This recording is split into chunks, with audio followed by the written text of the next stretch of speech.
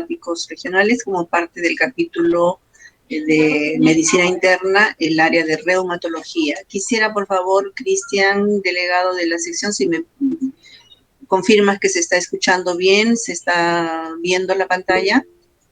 Sí, doctora, se escucha y se ve la pantalla.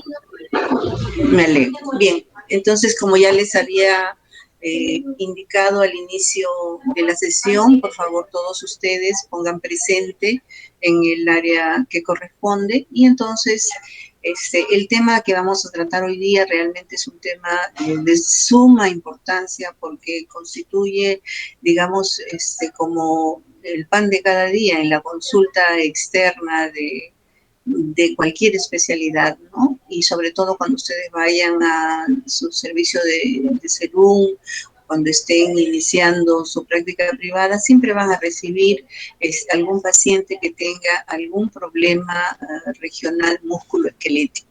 Entonces, y le llamamos regionales porque para efectos de esta presentación vamos a hacerlo por regiones. Dime.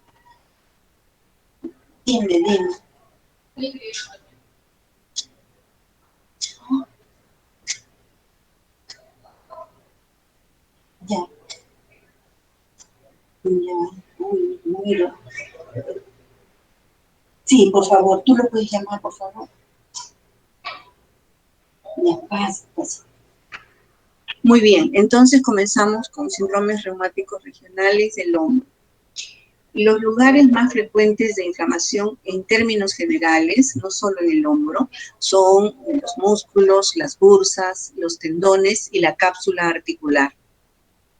Y algo que debemos tener presente siempre es que debemos estar seguros de que se trata de un dolor localizado en la zona que el paciente nos está refiriendo y que no se trata de un dolor irradiado de otra zona, como por ejemplo el área cervical, abdominal o intratorácica, ¿no? Por ejemplo, damas de 50 años, 60 años que tienen problema de litiasis y que el dolor que presentan es referido al hombro izquierdo, ¿no?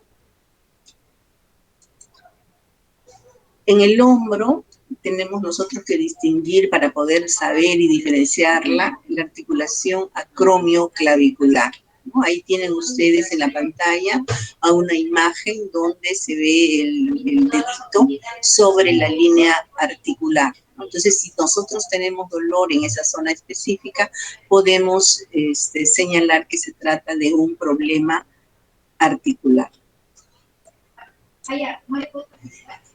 Tenemos acá un esquema en el cual podemos ver la relación en la articulación de los músculos y la ubicación de las bursas. Ustedes recuerdan que en la clase de anatomía teníamos que revisar las características del hueso, la inserción de los tendones, de dónde a dónde, ¿no? La ubicación de las bursas y a veces un poquito, uy, pero qué aburrido, uy, pero esto cómo lo aprendemos, pero esto no me va a quedar. Queda en el disco duro la información y después en esta parte, en la parte clínica, es donde se descubre el nuevo mundo, ¿no? Ustedes ya han hecho la parte de semiología, de manera que ya han experimentado la maravilla de atender un paciente, de escucharlo de primera mano, referir sus manifestaciones y poder hacer sus disquisiciones diagnósticas. Y es aquí cuando la clínica nos integra la parte que hemos estudiado como anatomía, fisiología, fisiopatología. Entonces es importante recordar, porque de acuerdo a la zona de inserción de estos músculos a través de sus tendones, es que su contracción va a dar lugar a un movimiento determinado, ¿no? Entonces las articulaciones a las cuales nos vamos a referir es la acromioclavicular, la escapulotorácica, la glenohumeral. Los músculos que van a formar parte en esta articulación importante para la generación del movimiento son los músculos supraespinoso, que están en la parte posterior, ¿no? Al lado de la escápula, el infraespinoso, el redondo menor y el subescapular. Y las bursas, la bursa subacromio deltoidea.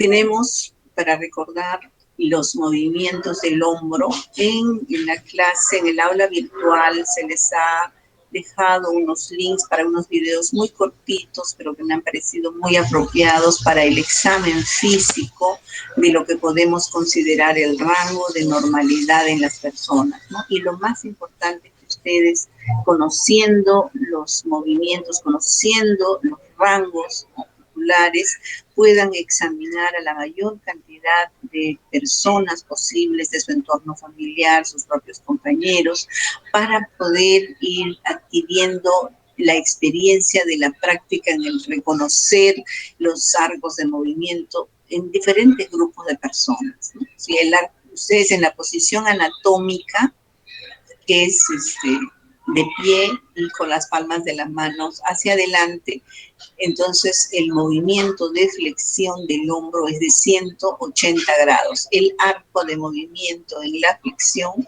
hacia arriba. El movimiento de extensión hacia atrás puede llegar a 50 o 60 grados. Los movimientos de la rotación externa, si ustedes se fijan en la figura, es con el brazo en abducción y el hombro a 90 grados. Pueden hacerlo ustedes en su ubicación donde se encuentran. Y luego levantar el brazo hacia arriba, es la rotación externa, entre 0 a 90 grados. Y cuando bajamos el brazo, manteniendo siempre la abducción y la flexión del codo, rotación interna, que también es 90 grados, digamos, idealmente, ¿no? Porque a medida que avanza la edad, pues obviamente estos arcos, sin que signifique eso, que haya patologías, pues van a estar disminuidos por un tema degenerativo, por un tema de desgaste. La abducción del hombro es hasta 180 grados, con un componente de elevación, partiendo de la posición anatómica. Se aleja el brazo hacia arriba. Y la movilidad pasiva, cuando lo hacemos, es sujetando la escápula. La aducción, 50 grados aproximadamente.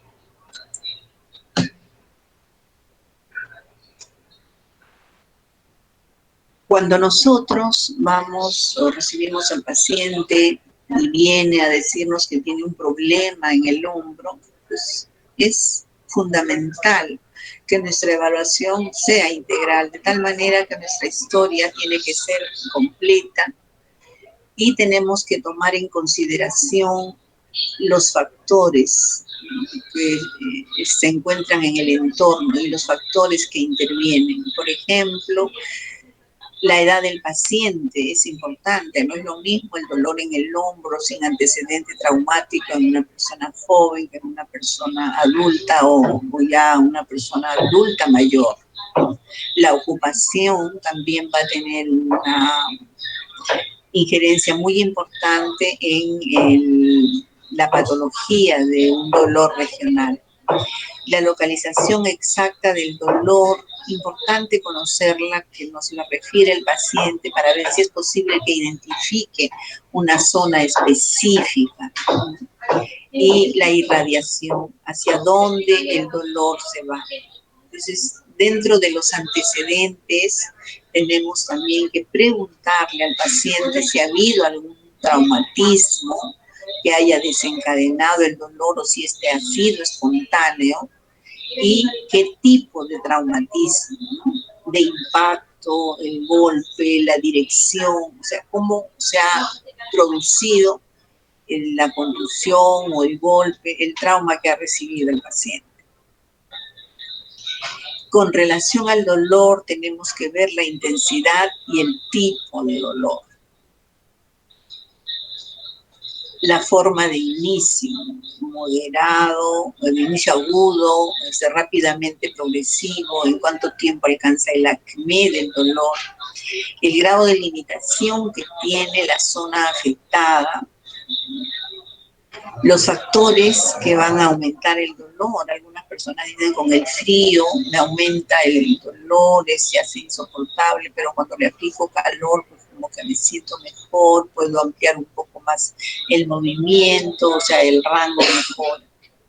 Y también si existen o no la presencia de signos neurológicos, ¿no? Para poder hacer, una vez que el paciente nos informa, un examen exhaustivo.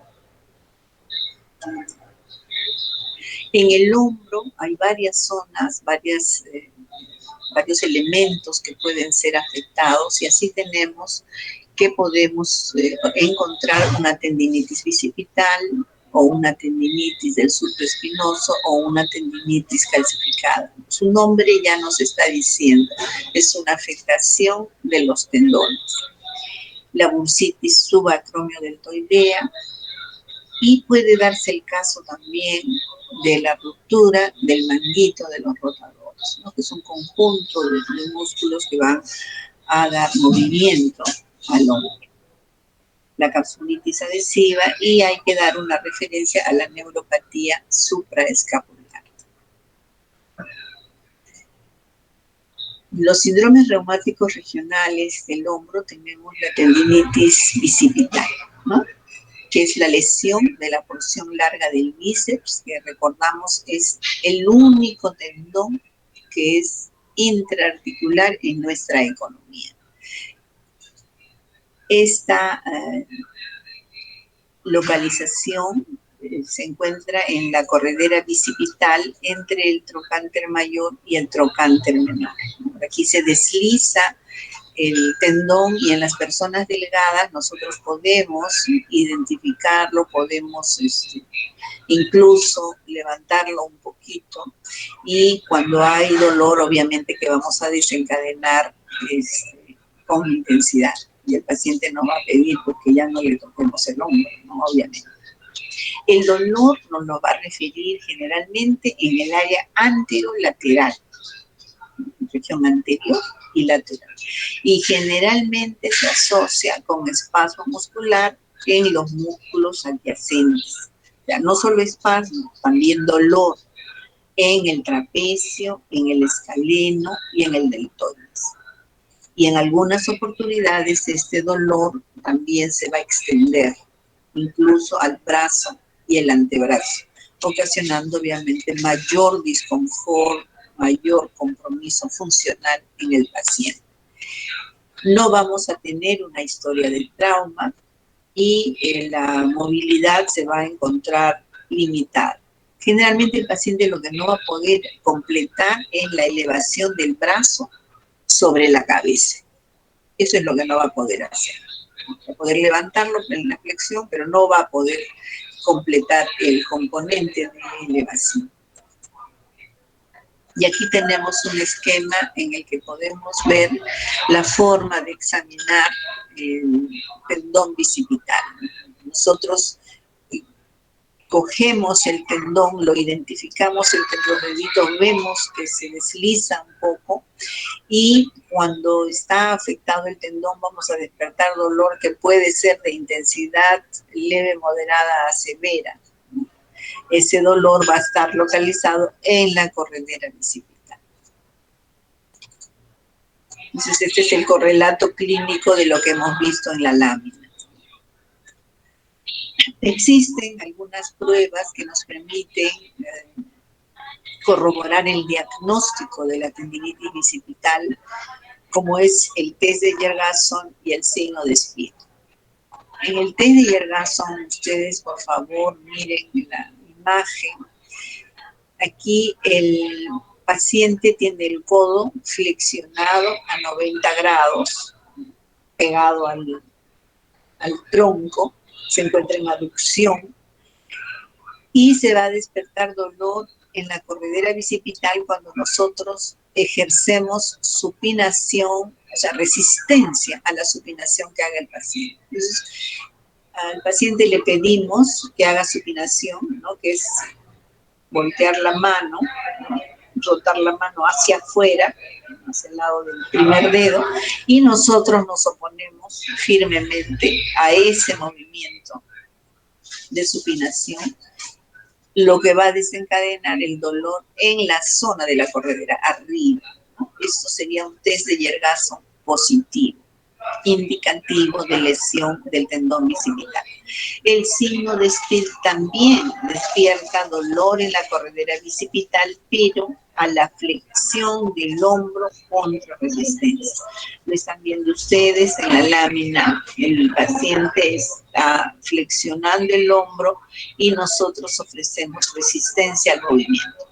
Esta resistencia y contra la voluntad del paciente es lo que va a generar el dolor en la corredera. ¿Por qué? Porque hay un tendón que está inflamado, afectado. Bien. Otro tendón que se afecta con mucha frecuencia es el supraespinoso. Entonces, así tenemos la tendinitis del supraespinoso. ¿Cuál es la importancia de este tendón? Que forma parte de lo que se llama el manguito de los rotadores. O sea, son músculos que comparten una vaina tendinosa. ¿Por qué se afecta con mayor frecuencia? Está relacionado a que es una zona relativamente avascular, o sea, no tiene mayor irrigación, no tiene mucha irrigación, y quienes están expuestos, de acuerdo a la literatura, con mayor frecuencia son los pacientes jóvenes cuando tienen tareas o actividades que suponen microtraumatismo repetitivo. Aquellos que están en una sola actividad constante, en algún tema de minería o en algún tema de construcción civil, por ejemplo. Y en las personas de edad avanzada también hay predisposición, allí también nos vemos con frecuencia, pero esta es debida a que ya al paso del tiempo, como todo lo que debe ocurrir, nos salen las canas, nos salen las arrugas y también dentro en nuestra economía también se produce un cambio degenerativo y hay un dolor nocturno de fuerte intensidad. Así nos lo refiere el paciente.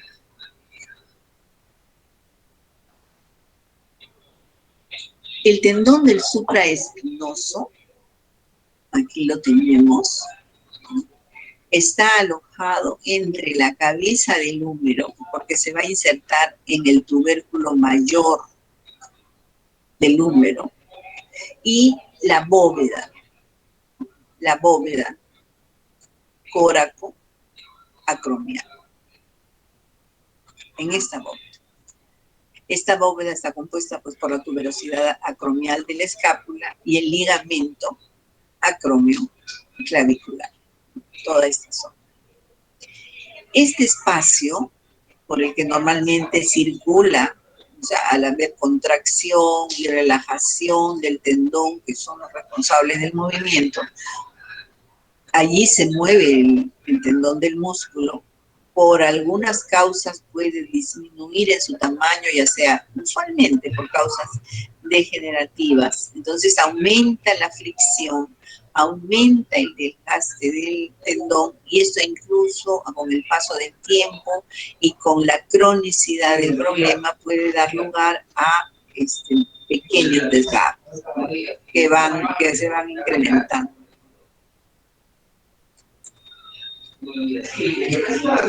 Cuando hacemos el examen en el hombro para detectar la afectación del supraespinoso, generalmente lo que encontramos es el arco del dolor entre 60 a 100 grados de abducción, como lo ven ustedes acá en la pantalla. Le pedimos al paciente que levante, que haga movilidad activa y va a comenzar a tener dolor en este rango, entre los 60 a 100 grados. Pero si nosotros hacemos movilidad pasiva, esto no genera dolor. Y cuando hacemos el examen, va a haber dolor en la zona de la inserción del manguito de los rotadores en flexión. ¿Qué vamos a esperar? Cambios degenerativos articulares cuando tomamos una placa radiológica. Y en la resonancia magnética se pueden hacer evidentes las suturas o los desgarros musculares. Generalmente el tratamiento de todas estas afectaciones tiene un común denominador: la acción conjunta del médico rehabilitador y su equipo de trabajo con los tecnólogos de rehabilitación. Nosotros trabajamos directamente de la mano con ellos en todas estas afecciones. En la etapa aguda reciben el tratamiento agudo y las recomendaciones, y luego en la fase de recuperación para mantener la movilidad y el tono muscular recibimos el gran apoyo de ese equipo de trabajo. Y pasamos a la tendinitis calcificada, su nombre ya lo dice, lo que vamos a encontrar es calcificaciones evidentes en las placas radiográficas en la zona tendinosa. Esto se ve en jóvenes y pudiera ser un hallazgo, esta tendinitis calcificada. ¿Y cuáles son las zonas afectadas? Los tendones generalmente supraespinoso e infraespinoso, y que se pueden deber a depósito de cristales de hidroxiapatita o de apatita. Aquí vemos en la placa radiológica la diferencia evidente, la ubicación, la consistencia de una calcificación que está totalmente diferenciada de las superficies óseas regulares que pueden definirse en esta lámina. En esta lámina, en la segunda, podemos ver también que existe una discreta calcificación. Este es un tema de incidencia de la placa. Acá se ve con más evidente, con una pequeña rotación. Es una zona totalmente calcificada.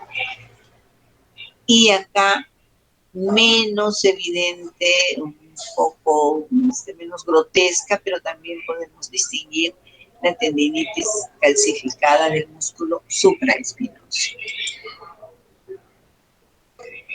La bursitis subacromial. Su ubicación, los límites se encuentran entre el deltoides y redondo mayor, el manguito rotador y extensión lateral debajo del deltoides. Aquí lo tenemos en un esquema, una lámina esquemática. Clínicamente, cuando el paciente sufre de bursitis, va a tener dolor en el hombro irradiado al tercio superior del brazo y va a haber impotencia funcional. Generalmente el dolor de las bursitis es agudo y es de fuerte intensidad y se puede presentar predominantemente por las noches.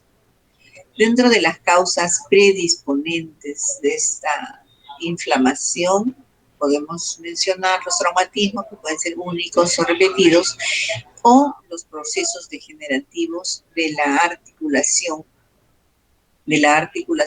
glenohumeral.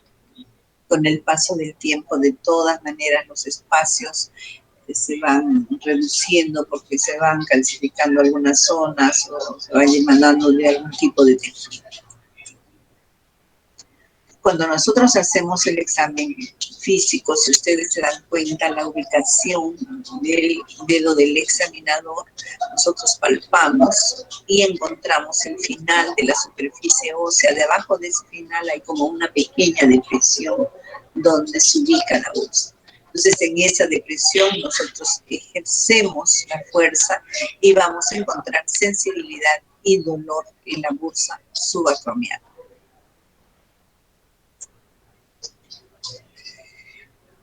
El tratamiento, como ya lo habíamos mencionado, que es en forma regular para la mayoría de los problemas regionales, es la terapia física. Si lo amerita porque hay un compromiso de la capacidad funcional, o si realmente afecta a la vida cotidiana del paciente, le molesta mucho el problema, se puede aplicar esteroides locales y se puede dar también antiinflamatorios no esteroideos. Y muy importante, una vez que el cuadro agudo haya pasado, pues iniciar los ejercicios de fortalecimiento para recuperar la función del hombro y no se vea afectado con secuelas. El manguito de los rotadores es un conjunto de músculos y de tendones que envuelven la cabeza del húmero y le dan el movimiento y la estabilidad al hombro. Entonces, son los que van a permitir los movimientos de rotación interna y externa. Esos músculos son el supraespinoso, el infraespinoso, el redondo menor y el subescapular. Y de acuerdo a la ubicación que ustedes pueden visualizar en la lámina, podemos nosotros hacernos una idea de qué pasa cuando se contrae el músculo, qué estructuras son las que jalan. Y al jalar produce justamente la rotación de la articulación en relación al tipo de contracción que tiene el músculo, ¿no? Entonces, así, por ejemplo, el supraespinoso, este músculo, permite elevar el brazo. Es uno de los más afectados. El infraespinoso hace rotación externa. El subescapular, rotación interna. El redondo menor, rotación externa. Este manguito de los rotadores se lesiona más frecuentemente el supraespinoso, pero como comparte la vaina tendinosa, pues también los otros se ven afectados por la bordesplegia, ¿no? La ruptura puede ser parcial o puede ser total, es frecuente en mayores de 50 años y generalmente se encuentra asociado a los cambios degenerativos del sistema músculo-esquelético relacionado a la edad o a la actividad física que haya ejercido la persona en el transcurso de su vida. El inicio generalmente es agudo y posterior a un esfuerzo. En algunos casos, cuando el paciente sufre una caída y es una caída aparatosa y justamente se golpea en el hombro, se puede escuchar un chasquido. Los pacientes lo refieren. Ellos mismos dicen, yo me caí, me golpeé el hombro y clic, sonó, yo escuché que sonó. Y después de eso ya no pude soportar el dolor, era muy intenso, muy fuerte aquí en la zona del hombro. O sea, el paciente nos describe que él ha sido testigo y ha captado el momento en que se ha producido la ruptura del manguito de los rotadores y básicamente el mayor afectado, como hemos mencionado, el supraespinoso. Y podemos ver aquí una imagen de resonancia distinguiendo el tendón roto del manguito rotador, una ruptura bastante evidente, ¿no? Aquí podemos identificar la cabeza del húmero que, como ustedes ven, está dirigida hacia arriba justamente por esta ruptura. En los casos de que ocurre esta afectación, lo que se limita en el paciente es la abducción. El paciente presenta el signo del brazo caído. O sea, si nosotros le levantamos el brazo hasta 90 grados, un poco más, y lo soltamos, porque con la movilidad activa lo podemos hacer, perdón, con la movilidad pasiva lo podemos hacer, levantamos el brazo y luego le dejamos, le soltamos el brazo al paciente, pues el brazo va a caer, ¿no? Por eso le llaman así, signo del brazo caído. Y cuando las rupturas son incompletas, pues el cuadro a veces no es tan claro y definido.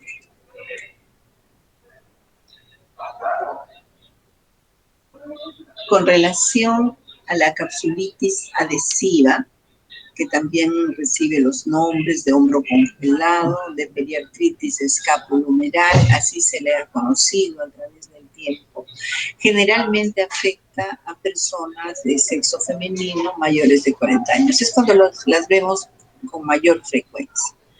Va a haber dolor, va a haber limitación, es lo que nos va a referir el paciente, tanto de movimientos activos y movimientos pasivos, y este dolor y limitación va a ser en todos los planos, en todos, no es en uno solo. El dolor obviamente está referido y va hacia el tercio superior del brazo, se dirige al dorso y hacia el cuello. es un dolor que pudiera ser incapacitante. Y después, con la capsulitis adhesiva, pues el paciente no va a poder mover absolutamente el hombro, por eso lo llaman hombro congelado. La causa idiopática es un 5%. Generalmente, la capsulitis adhesiva es secundaria y puede deberse a causas propias del hombro, llamadas causas intrínsecas, o causas por fuera, ajenos al hombro, causas extrínsecas, o a causas por problemas sistémicos, por ejemplo, metabólicos, ¿no? Causas sistémicas. Dentro de las causas intrínsecas podemos identificar las falsificaciones, la patología del manguito rotador o patología del bíceps. Es decir, que en algún momento estos pacientes han tenido o una tendinitis bicipital, un compromiso del manguito, no le han hecho caso o simplemente han preferido no mover el hombro para que no les duela, han seguido dedicándose a sus actividades y cuando se dan cuenta, pues ya no pueden mover el hombro en ningún plan, ya tienen la capsulitis adhesiva. Dentro de las causas extrínsecas debemos considerar a las radiculopatías cervicales, las fracturas, obviamente, ¿no? Que van a definir una inmovilización, el cáncer de mama por la proximidad, también se puede haber limitación y dolor, accidentes cerebrovasculares. El paciente está imposibilitado de mover en el cuerpo que está afectado. Dentro de las causas sistémicas, pues la diabetes, el hipotiroidismo y la enfermedad cardíaca. Realmente sobre la diabetes hay que tener bastante cuidado. Ya saben ustedes que hay predisposición familiar, genética, pero también el abuso de los dulces, el abuso de los hidratos de carbono puede desencadenar cuadros que no son buenos, ¿no? Cuadros que nos van a producir movilidad y que nos van a limitar mucho en el desarrollo de nuestras actividades diarias. Y la diabetes no solamente es la elevación del azúcar en la sangre, sino también las consecuencias de ello. Hay afectación también de nivel vascular, hay afectación justamente por ese compromiso vascular a nivel del riñón, a nivel del hígado, es decir, vamos a tener compromiso multisistémico que a la larga es muy malo para la persona. Entonces, acostumbrarse a una dieta saludable, ustedes que son jóvenes, debería ser prioritario. El diagnóstico es por clínica, por ecografía, y en la radiografía, pues lo que podemos ver es una desmineralización ósea generalizada. Y en resonancia magnética, pues lo vamos a ver con más detenimiento mucho mejor. O sea, clínicamente ya lo hemos referido y ecográficamente se va a observar pues, la presencia de fibrosis en la zona. El tratamiento, aliviar el dolor, restaurar el rango articular y, si lo hubiera, mejorar tratando la enfermedad subyacente. Generalmente los casos moderados son autolimitados, no tienen un tiempo de duración y podemos utilizar esteroides locales, antiinflamatorios, medidas de rehabilitación que son importantísimas en este caso y en los casos avanzados. Alguna vez se describe movilización bajo anestesia, pero ya los pacientes cuando tienen dolor generalmente acuden rápidamente a su centro, ¿no? de adscripción o un centro que les quede más cercano para solicitar una atención.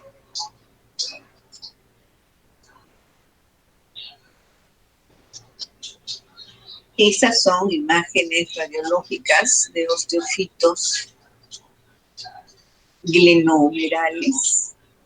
¿Ustedes los ven? Esto indirectamente va a producir una alteración del ritmo escapulohumeral en la abducción.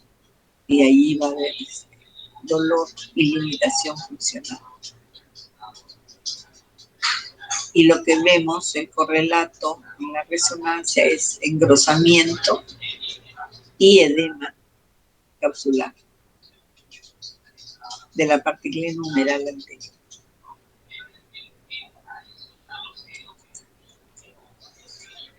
Bien, esos son los síndromes más frecuentes en el codo. Ténganlos presentes para cuando lleguen los pacientes a su consulta en el CEDUM, si puedan hacer uso de las maniobras, como por ejemplo la de Yergason, la de Speed, para el tema de la tendinitis bicipital. En el codo tenemos una estructura que es la bursa olecraniana, que es susceptible de inflamarse. Esa zona es muy superficial, está muy expuesta y muy predispuesta a roces y microtraumas. Nosotros cuando nos sentamos apoyamos el codo, cuando queremos descansar nos ponemos de costado, apoyamos el codo, de manera que está sometida a microtraumas. Y en el caso de los procesos infecciosos, o en el caso de enfermedades por microcristales, ya sea de gotas, CBPD, podemos ver el incremento de volumen de la bursa olecraniana, y como su estructura no está diseñada para aumentar de volumen a voluntad, eso produce desconfort y dolor, ¿no? Porque el contenido debe ser mínimo en esa zona, solamente tapizando el interior y permitiendo el deslizamiento de la superficie sobre la otra, nada más. El tratamiento se da a la causa y en algunos casos puede hacerse necesario, como ven ustedes, allí es realmente bien evidente el compromiso. Se puede hacer una aspiración del contenido y aplicar esteroides locales a medida para que ejerzan su función antiinflamatoria.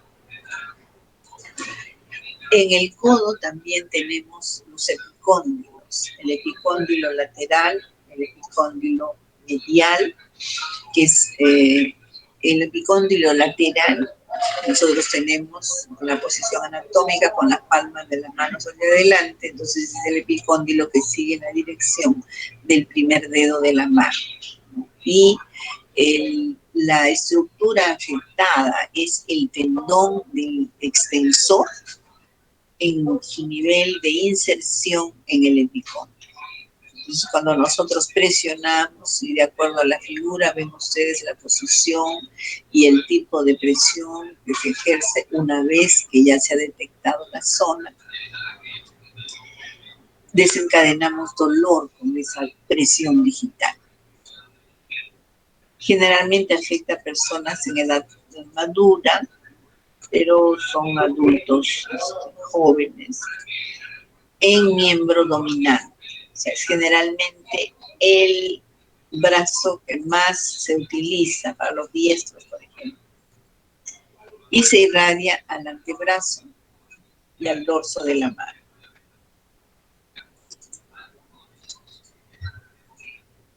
Y la epidilitis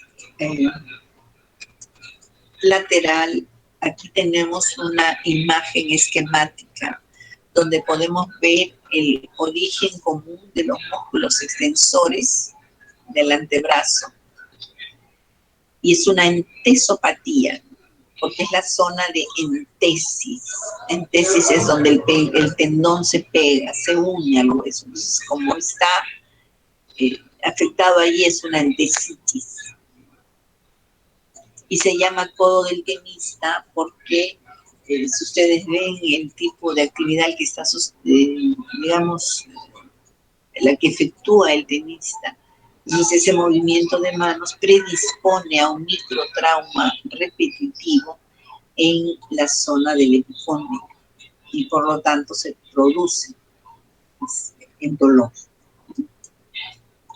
Y la epicondilitis medial, ya que el epicóndilo que está en la dirección del quinto dedo de la mano se afecta con menos frecuencia y se le llama también, ¿no?, codo del golfista. ¿Por qué? Por el tipo de movimiento que hace el golfista, ¿no? Una suerte de rotación del brazo para poder darle a la pelota, de manera que ellos son los que se ven con mayor frecuencia afectados de esta patología, ¿no?, epicondilitis medial.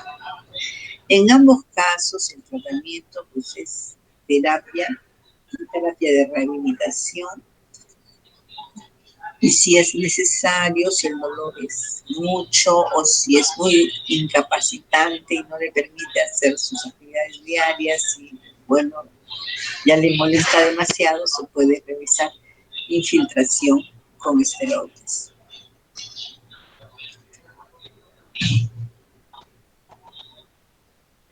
En la mano también podemos encontrar la enfermedad de Dupuytren, que consiste en el engrosamiento nodular de la fascia palmar. Y hay contractura en flexión de metacarpofalángicas. Justamente con ese engrosamiento se produce una tensión y hay una contractura en flexión. En los varones caucásicos se presenta con mayor frecuencia y también se ha documentado que existe una predisposición familiar y la literatura nos dice que han reportado aumento del colágeno tipo 3. Estaría implicado en la fisiopatología. Esta enfermedad de Dupuytren la vemos asociada a epilepsia, a alcoholismo, a diabetes, a enfermedad pulmonar obstructiva crónica.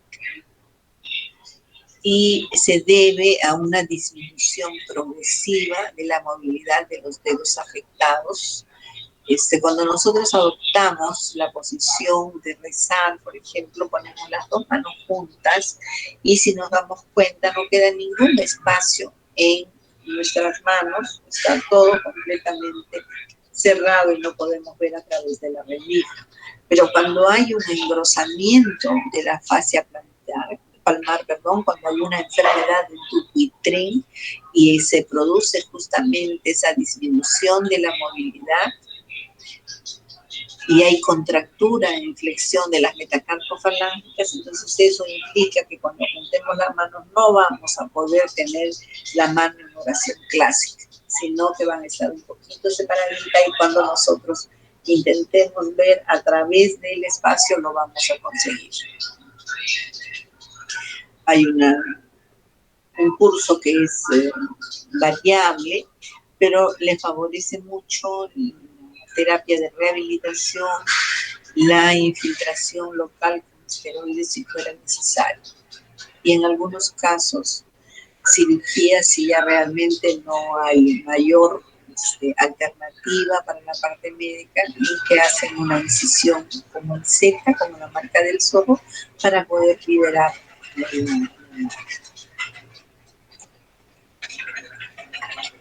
un elemento que en la parte estética le afecta mucho a las personas es el ganglión, ¿no? Porque sale como una nodulación y se ve, es evidente y todo el mundo le pregunta, oye, ¿pero qué te pasó? Oye, ¿qué es eso? Oye, ¿tienes un tumor? Entonces es un quiste, es una tumoración quística que está adherida a una vaina tendinosa o a la cápsula articular, donde las encontramos con mayor frecuencia en el dorso del carpo, en los dedos, en el dorso del pie y en las estructuras flexoras. Ahí tienen unas láminas de unos gangliones, uno está ubicado en el dorso, el otro al lado de la base del primer dedo y una que está cerca del tobillo. No se conoce la causa por la cual se produce el ganglión, pero sí que cuando hay microtrauma sostenido hay una cierta predisposición, nada más. Hay un disconfort discreto, algunas veces puede ser muy molesto y puede desaparecer también en forma espontáneamente sin que hagamos ni tomemos ninguna medida.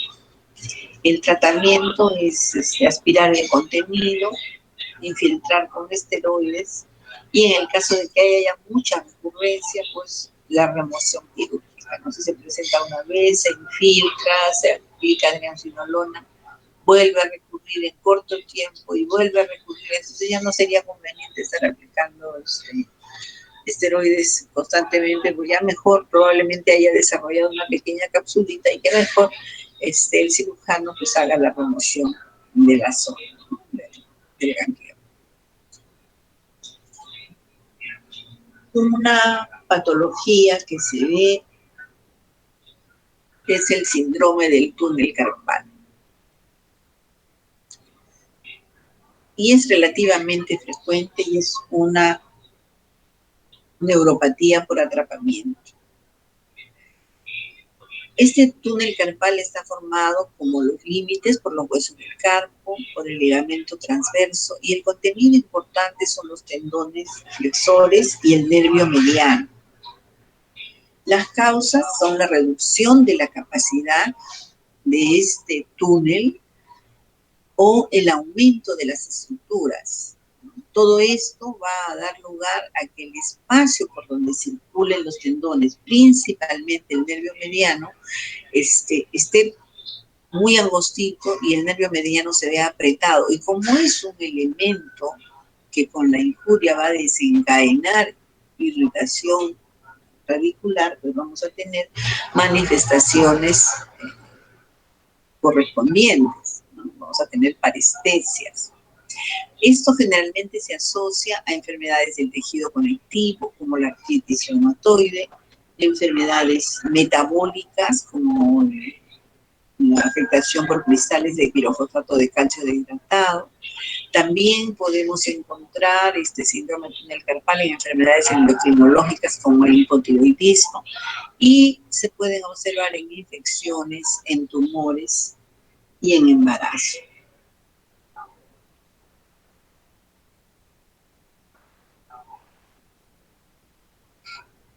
Bien.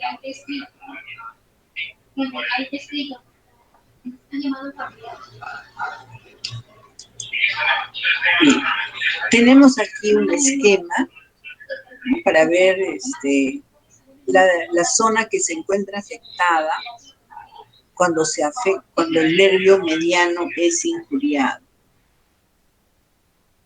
Ven ustedes en la imagen el lado de inervación del nervio mediano y del nervio cubital.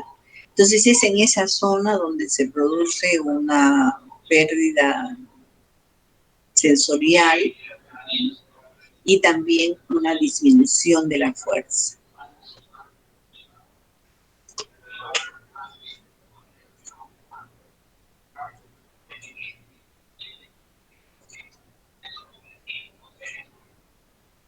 Y aquí tenemos una foto en el que podemos apreciar la atrofia tenar, ¿no? Ven ustedes cómo está disminuido el tono del músculo, y esto es en una paciente con artritis reumatoide, en la cual no solamente hay la atrofia, sino también un poco de eritema en la zona. Esto se observa usualmente en los pacientes que tienen esa artritis reumatoide.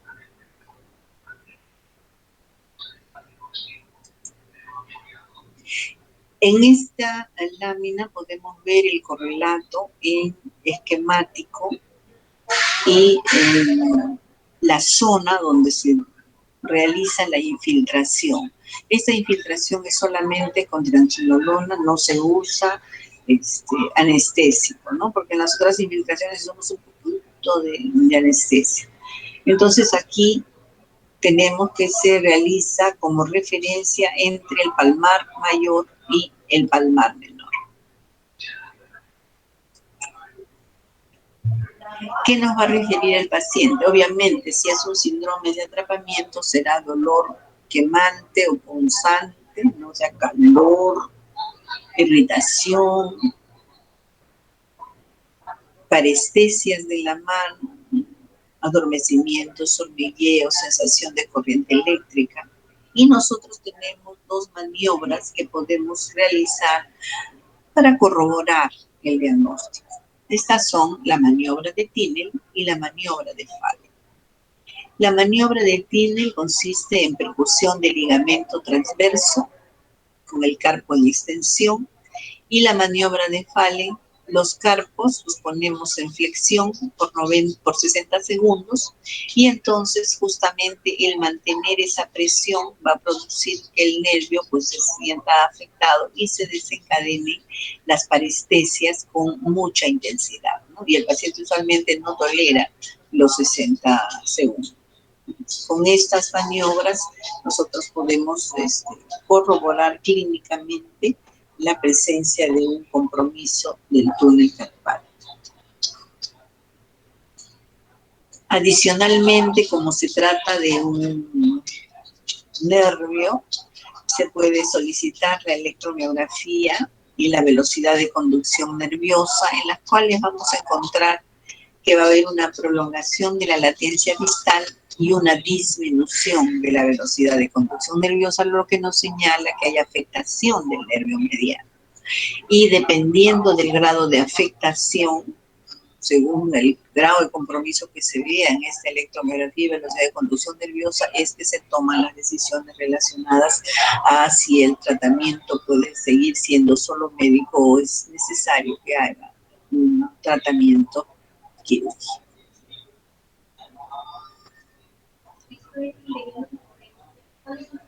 Otra patología que vemos es la tenosinovitis de Decker-Wein, inflamación de los tendones del abductor largo y el extensor corto del primer dedo.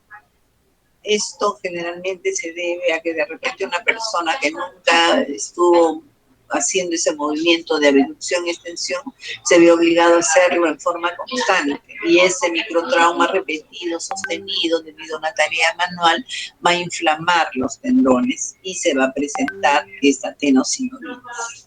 Lo podemos ver en artritis reumatoide, en psoriasis, lo podemos ver en embarazo. Y también la podemos ver en las primerizas, por ejemplo, ¿no? Porque cuando tienen su bebé por primera vez, nosotros madres protectoras tratamos siempre de que no le pase nada al bebé, prevenir el riesgo de que caiga o se resbale. Estamos llenas de temor, de manera que al tomar al bebé en brazos siempre tratamos de extender la base sobre la cual descansa el bebé, y tendemos entonces a hacer abducción y extensión con mucha fuerza, y ese movimiento al que no se estaba acostumbrado antes puede ocasionar compromiso, ¿no? de los tendones y traducirse clínicamente en una tenosinovitis de Decker-Wein. Y aquí tenemos la zona en la cual se va a presentar el dolor, que es en la cara radial del carpo y en la base del primer dedo. Entonces, el dolor, cuando hacemos pinza o cuando hacemos prensión, va a desencadenarse. Y hay una maniobra que se llama test de Filkenstein, que es, como ven ustedes, y lo pueden hacer ahora ahí en donde se encuentran, oposición del primer dedo. O sea, el primer dedo sobre la palma de la mano, luego se cubre ese primer dedo con los otros 4 que quedan, tal como lo ven ustedes en la lámina, y realiza una desviación cubital de la mano, es decir, jala hacia el dedo, al quinto dedo de la mano. Eso va a generar una presión en la zona de los tendones y el dolor se va a incrementar.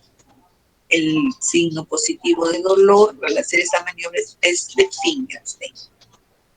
El tratamiento, si es necesario, infiltración local, de todas maneras debe haber reposo de la mano siempre con el médico rehabilitador y su equipo de trabajo.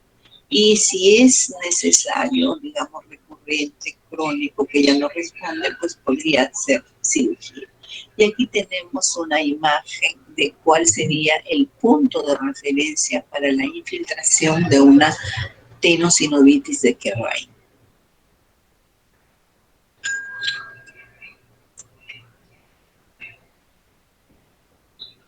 Otra estructura que se puede inflamar es el tendón flexor.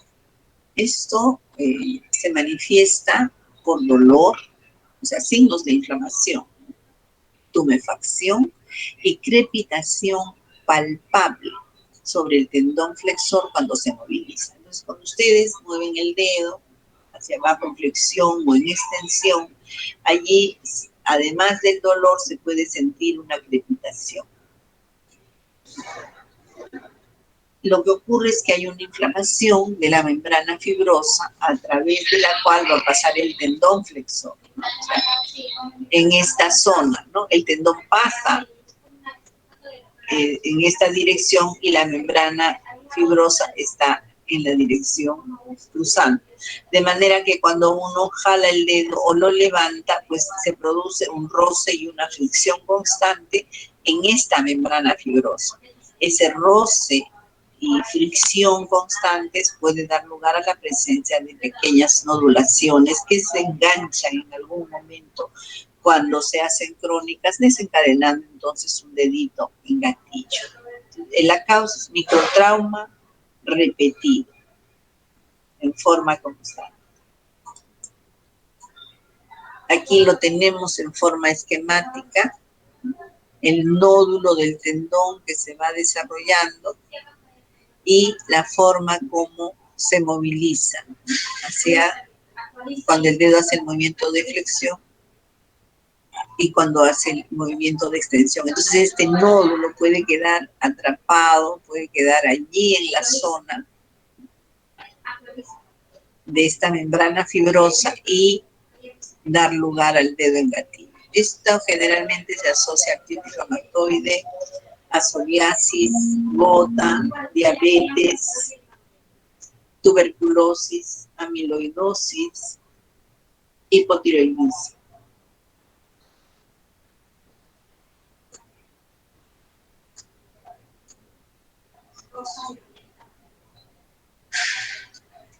El tratamiento, bueno, infiltración cuando existe dolor y limitación funcional y la sustancia no se inyecta directamente en la vaina tendinosa, porque si lo hacemos, como nos damos cuenta, porque encontramos un poco de resistencia, la vaina pues no se expande y no debemos ponerla ahí porque incluso si ejercemos mucha presión podemos romper esa vaina. De lo que se trata es de infiltrar en la zona aledaña, la zona local, para que se empape del antiinflamatorio y se ejerza la acción que corresponde. En caso de recurrencia, en caso de falta de respuesta, o sea, que el tendón, que el dedo se quede atracado ya con forma constante, podría requerir digamos, el concurso de la cirugía, del colega cirujano. Y pregunta cómo está la paciente. Si hubiera problema ya en la cadera tenemos que considerar a la bursitis trocantérica. La tenemos en este esquema. Se ubica la bursa entre el trocánter mayor y el tendón del glúteo mayor. Usualmente se presenta en damas en edad media. Su presentación es en forma gradual, aunque puede ser algunas veces de inicio más o menos brusco. Y el dolor puede tener una irradiación pseudo radicular, como si fuera una ciática a veces, pseudo radicular. ¿Y cómo lo corroboramos al examen físico? Haciendo resistencia contra la abducción de la zona afectada. Entonces, le pedimos al paciente que haga abducción del miembro inferior y nosotros le ofrecemos resistencia. Y el dolor se va a desencadenar con mayor intensidad. Esta puede ser la manifestación de un problema primario de la cadera.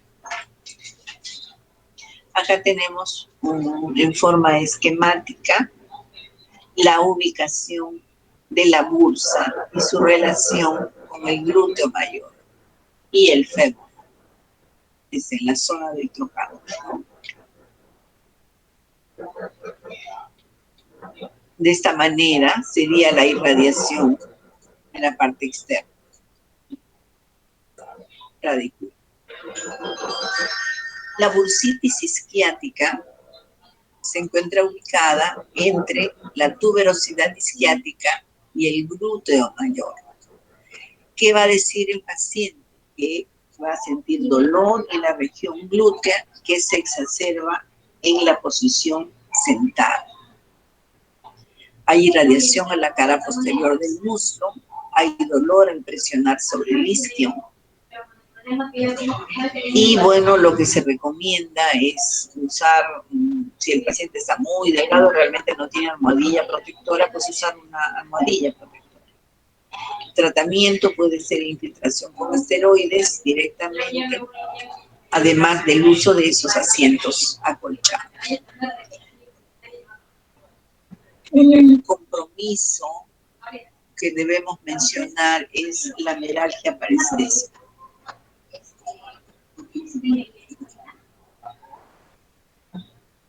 El dolor se presenta en la región anterior y lateral del muslo, que aumenta con las caminatas o cuando se permanece de pie por un tiempo prolongado. ¿A qué se debe? A la compresión en la salida del nervio femoocutáneo. Y obviamente, como se trata de un nervio, pues las manifestaciones van a ser de parestesias, quemazón, calor, adormecimiento, hormigueo, sensación de corrientita eléctrica, etc. Cuando la persona hace extensión y abducción de la cadera, es allí donde se desencadena el mayor dolor. Y nosotros los despertamos cuando presionamos en la región inguinal por dentro de la espina ilíaca antero superior. ¿Cuáles son los factores que pueden precipitar esta patología? Los traumatismos, la obesidad, la diabetes, el embarazo. Antes que se usaban mucho las fajas muy apretadas, de cierta calidad, que también era frecuente ver este compromiso. El diagnóstico, como se trata de un nervio, pues es a través de una electromiografía y una velocidad de conducción nerviosa para ver la latencia y para ver la velocidad. Se puede infiltrar con esteroides. ¿En qué zona? Por dentro de la espina ilíaca anterosuperior. Se ubica la espina e inmediatamente por dentro ahí se pone el corticosteroide para que ejerza su acción antiinflamatoria. Y pasamos a la rodilla. En la rodilla, frecuentemente las personas se quejan de dolor en la región medial por una afectación de la bursa anserina.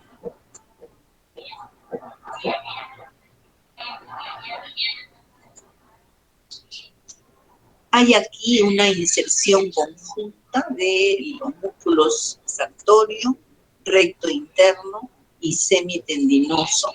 Sus tendones aquí se insertan al hueso y justamente se llaman serina porque debido a la forma de inserción, ustedes han visto cómo es la patita del pato, pues así, ¿no? El pato es el axal, por eso se llaman serina. Así en ese tipo aproximadamente, en ese esquema. El dolor es medial, 5 centímetros por debajo de la interlínea articular. Y los factores predisponentes son el sexo femenino, la obesidad y la enfermedad degenerativa.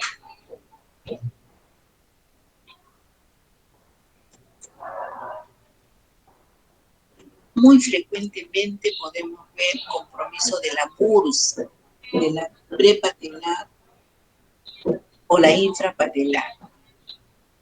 Y tenemos un esquema de las bursas que podemos encontrar en la rodilla, de algunas. la suprapatelar, la prepatelar, la intrapatelar, lancetis. Entre la porción inferior de la rótula y el ligamento rotuliano vamos a tener la bursitis prepatelar. Y se le llama rodilla de mucama o rodilla de monja por el hecho de que antes permanecían arrodilladas en oración constantemente, o la mucama, que cuando no tenían, no había aspiradora, lustradora, etcétera, tenían que limpiar los pisos de rodillas constantemente, ¿no? Entonces sufrían mucho de bursitis prepatelar. También la podemos ver secundaria a la presencia de microcristales o a la presencia de infecciones. Y generalmente les va bastante bien aplicando frío local y tomando antiinflamatorio no esteroideo. Acá tenemos una foto de una bursitis prepatelar, la ven ustedes clarísima, con todos los signos de inflamación, aumento de volumen, o sea, tumefacción, rubor. Se supone que debe estar caliente si la tocamos y debe haber limitación funcional también. Tenemos la placa de frente y la placa de perfil, que se nota claramente el compromiso inflamatorio de la bursa.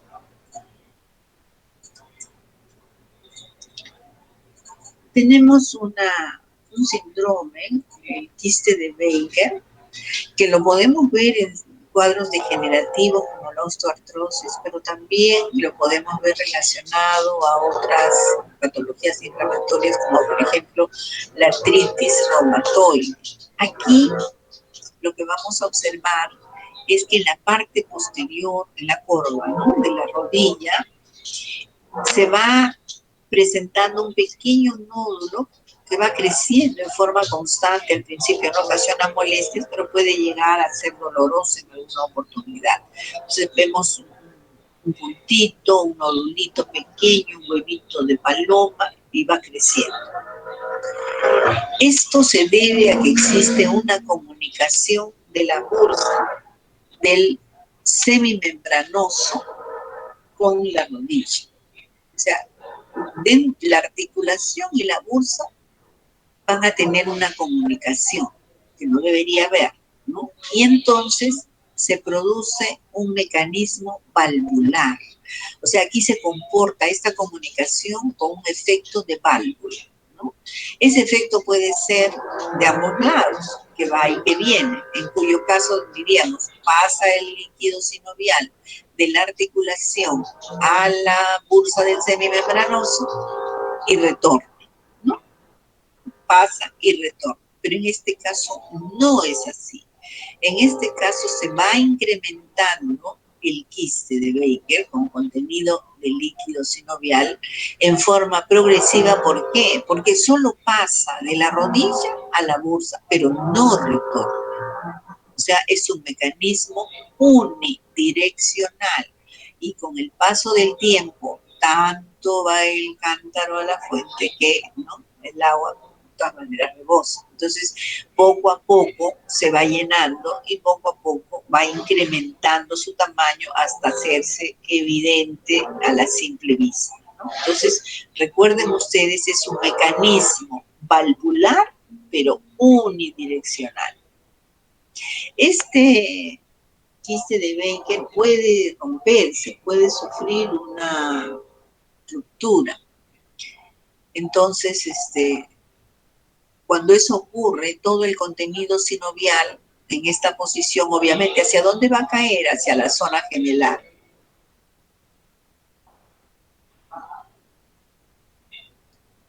Y va a producir, pues, cambios relacionados a la presencia de una sustancia extraña en esta zona. ¿Qué es lo que ocurre? Signos de inflamación, como si fuera una tromboflebitis, ¿no?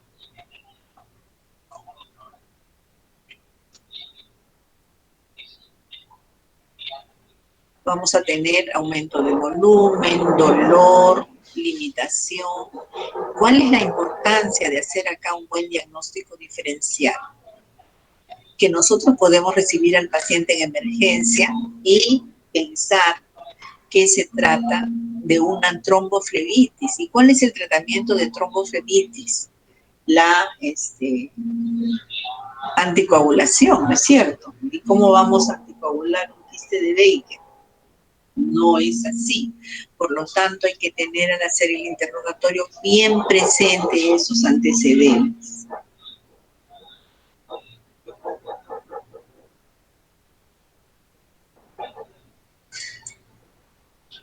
Aquí tenemos imágenes relacionadas a la ruptura de quiste de Baker y ven ustedes toda la características clínicas, ¿no? O sea, el momento, el cambio de color, etc.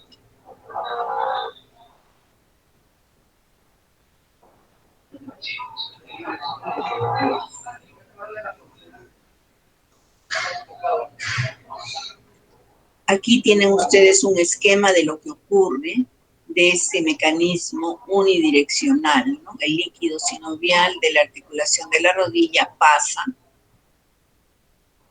se forma el quiste de Baker, pero no retorna, no retorna. La tendinitis aquiliana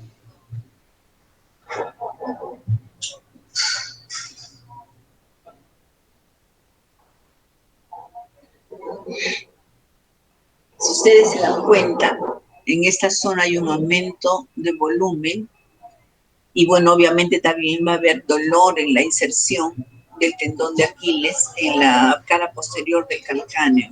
Esto puede ser de origen traumático, como es el caso, por ejemplo, de las personas deportistas, ¿no? De los atletas. Esta inflamación puede ser unilateral, puede ser bilateral y puede haber un engrosamiento del tendón, como en este caso lo ven clarísimo, o puede haber una bursitis asociada también, ¿no? A la tendinitis aquiliana, no ser solo, ¿no?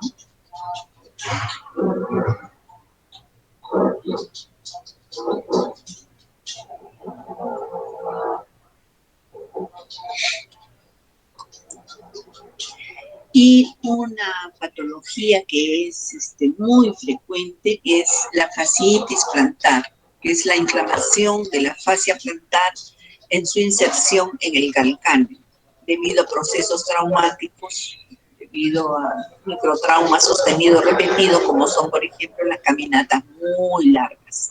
La podemos ver en las espondiloartritis, como la espondiloartropatía, la espondilitis anquilosante, por ejemplo, y cuando esta fasciitis plantar se hace crónica, se puede ver en la placa radiográfica un espolón calcáneo, o sea, esta parte la vemos como calcificada. Ustedes han visto en el gallo, el espolón, donde le amarran la cuchillita con las peleas de gallos. Entonces, esto es lo que se ve en la placa radiológica. Y cuando se trata de espondiloartritis, a veces este espolón es una cosa muy, muy fina realmente, ¿no? Una diferencia bien clara de cuando es de patología inflamatoria de las espondiloartritis, que es finísima, como una puntita de aguja, a el espolón grueso, grotesco, que se ve en los problemas degenerativos. Bien. Entonces, eso sería lo relacionado a los síndromes regionales. Y tenemos un cuadro que merece la pena mencionar porque realmente se está constituyendo como un problema de salud pública y cuando afecta a una persona le puede cambiar totalmente la calidad de vida, ¿no? Y hacerle la vida de cuadritos realmente. Esta es una patología que ya está reconocida por la Organización Mundial de la Salud desde el año 1992, incluso tiene su código de CIE-10, ¿no? La causa no se conoce, pero lo que nosotros observamos es dolor musculoesquelético crónico y está generalmente relacionada a alteraciones del patrón normal del sueño, disfunción cognitiva y fatiga. O sea, ¿qué dice el paciente? Generalmente es una dama que llega, me duele todo el cuerpo y mi dolor es generalizado, no nos puede señalar un punto, no descanso, doctora, en las noches, me levanto como si me hubieran pegado y no duermo bien, me despierto a cada rato, la verdad, mi vida es un infierno, ¿no? Algunas personas dicen eso. ¿Por qué? Porque en su fase REM del sueño está afectada. Y cuando se hace el examen físico, lo que nosotros encontramos son unas áreas anatómicas muy específicas, sensibles a la palpación, que son unos puntos dolorosos que nosotros lo buscamos para hacer diagnóstico de síndrome de fibromialgia. Los exámenes de laboratorio, los exámenes de ayuda al diagnóstico para nada nos ayudan en realidad porque generalmente son inespecíficos, ¿no? Los reactantes de fase aguda son normales, radiológicamente no se encuentra nada, pero eso nos permite descartar que existan otros compromisos de tipo inflamatorio en la persona. Con relación a la prevalencia, lo que nos dice la literatura es que existe o se presenta entre el 2 y 22% del total de pacientes reumáticos. Algunos estudios nos reportan una prevalencia ya en la población general entre el 0,4 a 9,3%. O sea, los pacientes reumáticos los podemos ver con más frecuencia, ¿no? Con un claro predominio en las damas. Y generalmente la mayor incidencia es entre los 40 y 49 años, pero también los podemos ver un poco antes en personas muy aprensivas, ¿no? 35, 40 años. Es importante, cuando revisamos literatura, hacer referencia a los estudios que se hacen en el Perú o que se han hecho. En la ciudad de Lima se hizo un estudio en un barrio urbano marginal y nos señalan una prevalencia del 10% en esa zona. Y en Piura se reportó una prevalencia de 6% en pacientes que acuden a una consulta ambulatoria, o sea, solo los que iban a una consulta en este centro hospitalario. Hay un sesgo de todas maneras, pero igual nos está dando una idea de la magnitud de lo que estamos enfrentando en nuestra población local. Para el síndrome de fibromialgia es importante considerar su clasificación. Para efectos académicos, podemos distinguir la fibromialgia tipo 1, la tipo 2, 3 y 4. ¿En qué se diferencia? La fibromialgia tipo 1 no vamos a encontrar ningún tipo de patología asociada, ningún factor, ningún proceso sistémico, tampoco compromiso psiquiátrico, pero sí hay sensibilidad al dolor. Encontramos los puntos dolorosos, no dudamos que el paciente tiene dolor y no encontramos ningún otro signo que nos pueda orientar a que existe una patología de fondo que nos esté ocasionando esa sintomatología.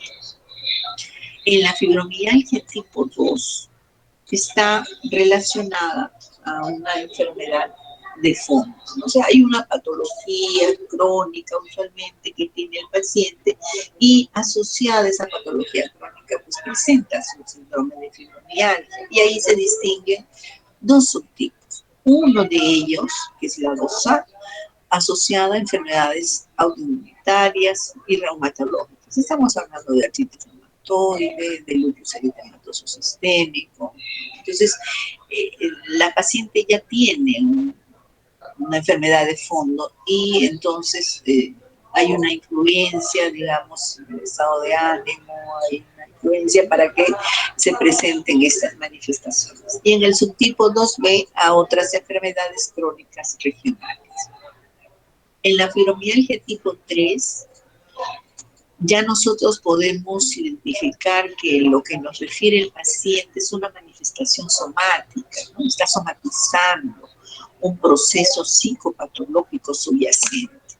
Este proceso puede ser de tipo afectivo, puede ser de personalidad. O sea, el paciente realmente siente dolor, pero es porque está somatizando un problema que tiene y al cual hay que darle la atención que necesita y el manejo que necesita. Y la fibromialgia tipo 4 en el que ahí sí hay que tener mucho cuidado, ahí necesitamos, de todas maneras, una opinión objetiva de una especialidad, ¿no? Estos pacientes pueden simular los criterios clasificatorios, ¿no? O sea, son pacientes que tienen ya un problema más serio. La edad media entre 25 y 45 años. Lo más frecuente por lo que vienen es el dolor musculoesquelético, difuso y crónico, alteración del sueño, no reparador, fraccionado, se despiertan a cada rato, hay fatiga, hay rigidez matutina.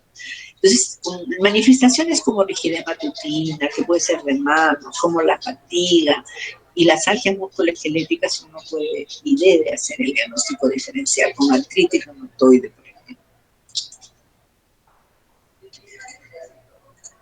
El paciente nos va a manifestar síntomas sensoriales, motores, vegetativos. Por ejemplo, nos va a decir que siente quemazón, ardor, dolor, hormigueo, adormecimiento, ya sea en las manos o en las piernas, y que puede tener hipersensibilidad sensorial, pero no los ruidos me vuelven loca, un ruido así nomás o elevan la voz ya me desespero, ¿no?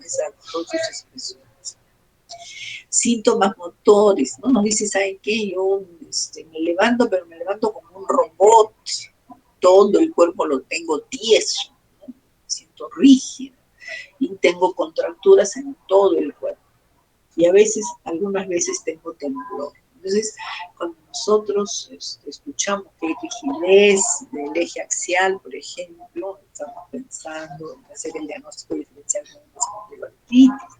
Entonces hay que tomar en cuenta todas las manifestaciones que nos diga el paciente, porque por etiquetarlo como un síndrome de fibromialgia es una decisión muy seria. Esa etiqueta solo la podemos aplicar cuando realmente hemos hecho exhaustivamente todos los estudios a nuestro alcance para descartar que no haya un compromiso sistémico.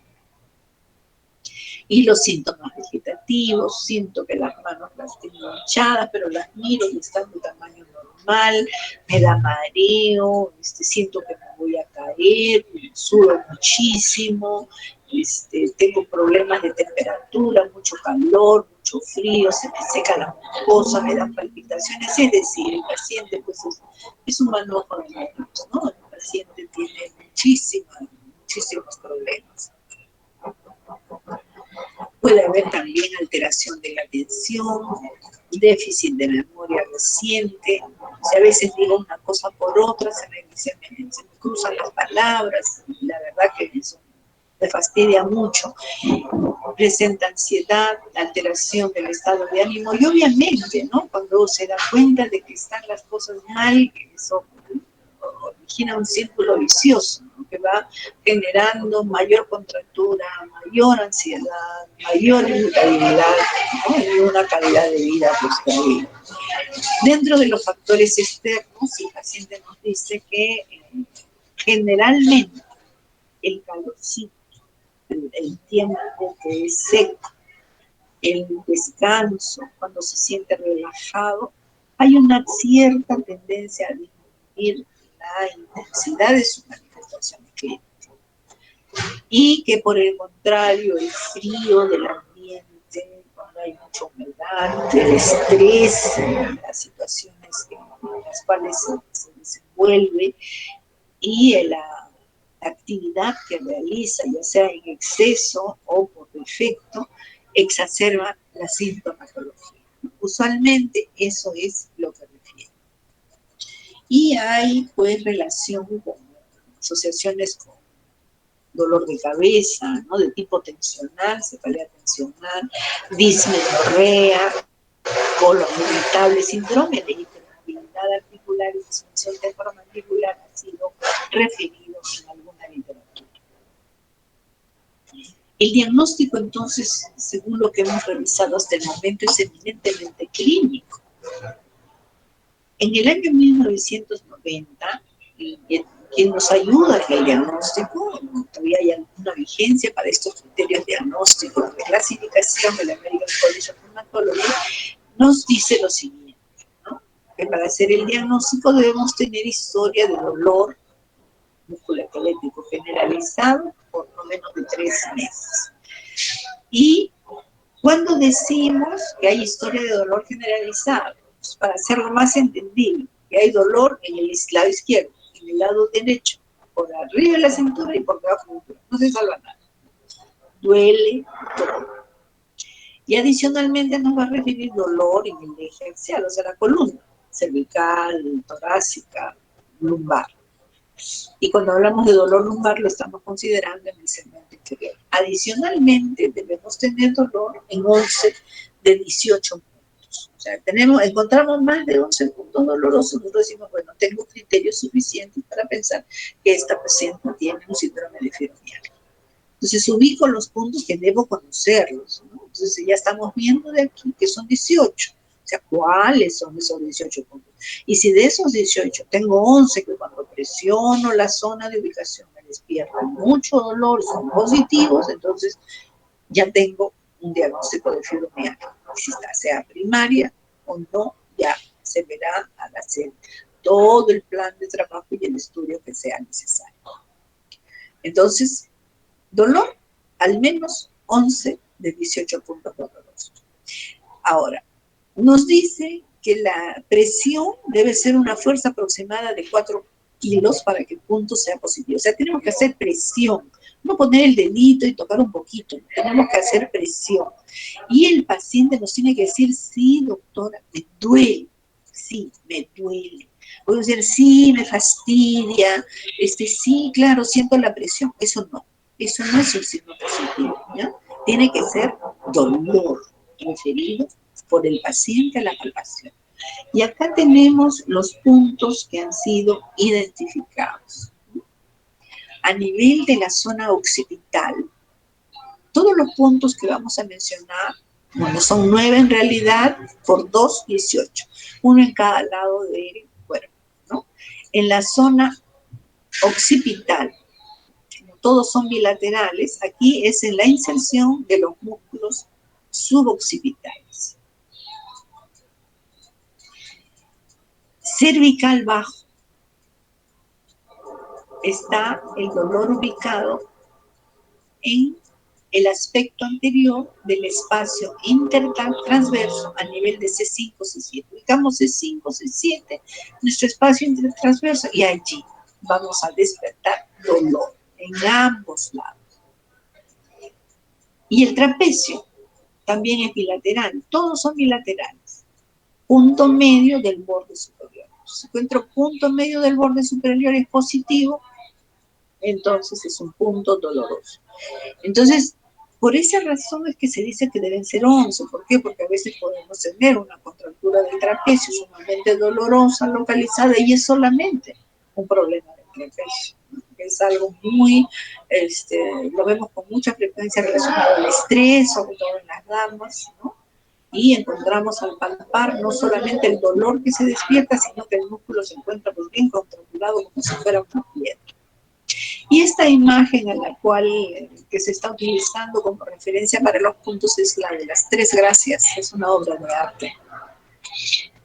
Bien, tenemos el supraespinoso, que es sobre la espina escapular, cerca del borde medial.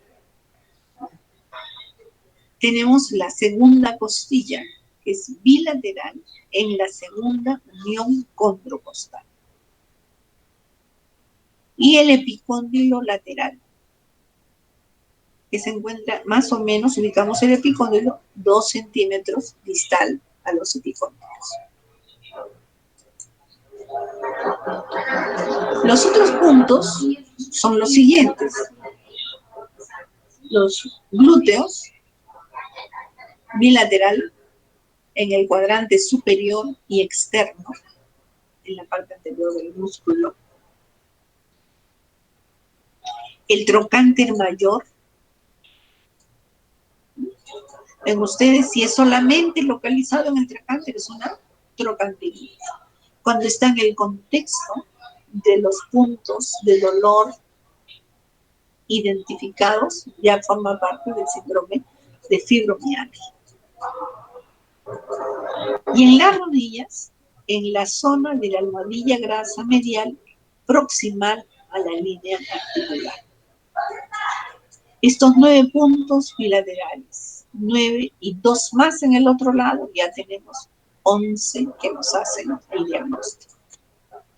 En el año 2010, la American College también publicó unos criterios preliminares de diagnóstico, entonces refiriéndose a índices de dolor, a índice de gravedad de síntomas, ¿no? Dando un score relacionado a estos índices. Y que los síntomas hayan estado presentes igualmente en los últimos 3 meses y que el paciente no tenga ninguna otra patología, nada que pueda explicar el dolor. O sea, le hemos buscado todo, hemos hecho el estudio, no solamente en la parte clínica, el examen exhaustivo, sino también desde el punto de vista de apoyo al diagnóstico, todas aquellas patologías que pudieran ingresar en el diagnóstico diferencial. Como ya hemos mencionado, la exploración física no va a ser, salvo los puntos, no va a ser característica. No hay alteraciones estructurales de la movilidad articular, de la fuerza muscular, no hay artritis. Solamente hay los puntos dolorosos. Y en algunas literaturas nos han descrito livido reticulares, hiperlaxitud articular, hipertonía muscular, contractura muscular y estiramiento doloroso de las regiones afectadas. Entonces, racionalmente y responsablemente también debemos hacer el diagnóstico diferencial completo. No podemos decir, tiene un síndrome de fibromialgia, ya vamos a darle su... No.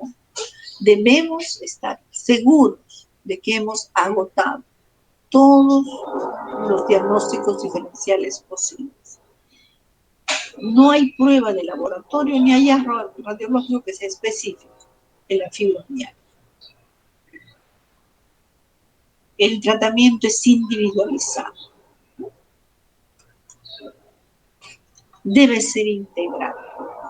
Entonces, dentro del arsenal que tenemos está la terapia farmacológica, el apoyo psicológico y la terapia física. Ahora, voy a hacer referencia nada más a los medicamentos que se han considerado con evidencia fuerte y que han referido a los pacientes de las series estudiadas que hay mejoría del dolor, que hay sensación de bienestar, que mejora la calidad de su sueño y que también disminuye la fatiga, ¿no?